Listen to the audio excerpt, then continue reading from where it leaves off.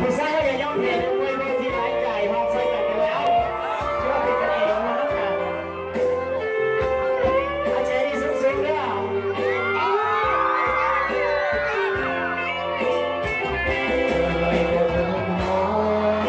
ที่แค่ตัวหนา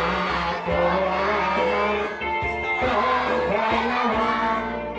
ทุกครั้งที่ไปกับใครเดินกว่าคนนั้นพยายามคนนี้ช้าได้ต้องคอยแบ่งเวลาใจเพราะเจ้าอยากได้หายคน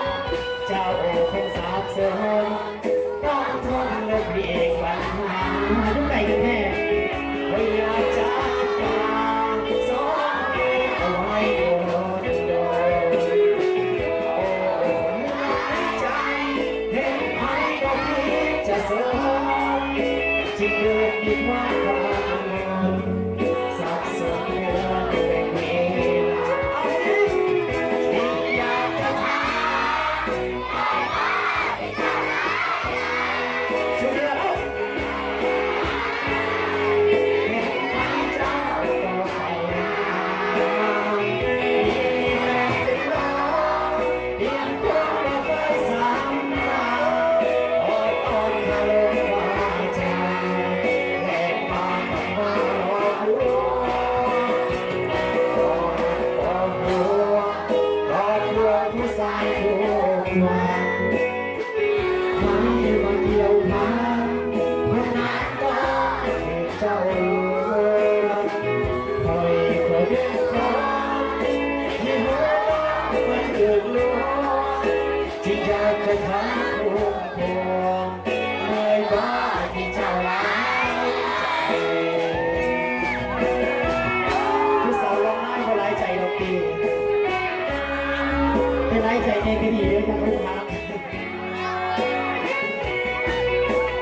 เราไม่รอที่จะมาวันนี้เราไม่รอที่จะร้ายใจอาจารย์นี่เคยผู้สาวร้ายใจอยู่บ่อยบ้างเหรอนี่มันบอกไม่ไปถามเขาเลยว่าโอ้ที่อยากจะทำเลยว่าที่จะร้ายใจเห็นใครเจ้าก็ไปดีแก่แล้วต้องคารมว่าจะแลกลาคำว่าหลอกลวงบอกหัวหลอกลวงผู้ชายทุกวันใครมาเกี่ยวพันคนนั้นก็เจ้าลวงคอยตัว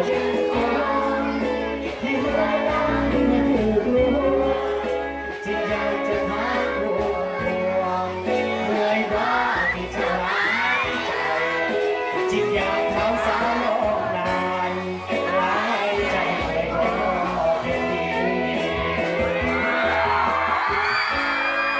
เอาไม่ได้ให้เราร้ายใจเขาใจเดียวกันจีบร้ายใจก็พอดีชิ้นเดียวกันใดเอาคนหนึ่งซะ